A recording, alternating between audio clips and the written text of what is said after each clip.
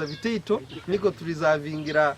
Minister wa government z'ebyanga Raphael Mageza kiri umwanya gw'abebembezi ba Hoima barikwenda kwombeka mu mbuga nkuru za district ogwa Virungo mugombora ya Kitoba ogwabagambire ngo tubarikubasa kwikiriza kuba na headquarters za district omugombora nuko kubaha barangwe gombora bagihindure town council. And this one ngamba ba Hoima, I'm telling the entire country, we are not creating new administrative units for now.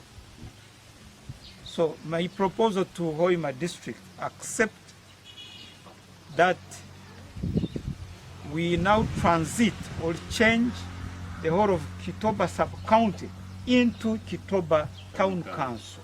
Babebembezi babiri nibenda kubaganisa mu igombora ya Kitoba ngo bagireho Virungu town council hamwe na Kitoba. Mwikirize, I gazette the whole of Kitoba sub-county as a town council, being the headquarter of Hoima district.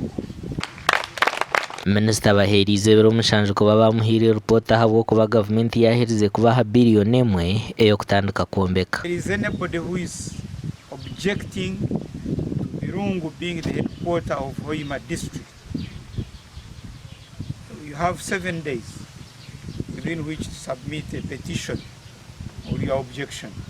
Nisaba ebindi byona tubireke enyuma tuikara kanso tubaza kintu kimu ekya demarcation tutunga resolution abukwatinkanyo district kakusanga mutagituhereza kigwani kimanyisitwe nkabakurasi engaro zaitu zibirikuba tende kitukusobora koraho mutukonyere kwe kintu ekyo kikire abataka bayikirize naba lower local government council ikirize kandi naitwe ababayiro hano ka district executive committee naba honorable members of council abasubiri ku attending hano bona bayikirize oguya bashabo butarwanira ibintu nebyombeke barumu omurembo rwa Hoima Biriya biri mu site mubarekere.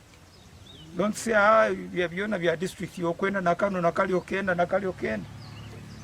Ebino by'abantu bya government. So ite question yetu eringu tukwenda butantu ombeka district headquarters as a Hoima district zinakuba nungi nokira kasingo abo kuba principle ya compensation egamba nguburano compensate ngano nyali ndo nakunda kandi kurungi okira nkunyabaire nkosangi billion emwe e government yahereza Hoima district okutandikaniza kwombeka headquarters ne sente nyingi nitsima government kandi ninyenda kushaba abembezi ba district batayi banje mu sente ezo tuzikozese kurungi munonga kurebeka muzakora umurimo murungi. Omwaka gw'2021 government kabaganisa mu district ya Hoima yaho rembo rwa Hoima city hasigara district ya Hoima amakoraga gashakwa Ambrose Nwagaba Katoto.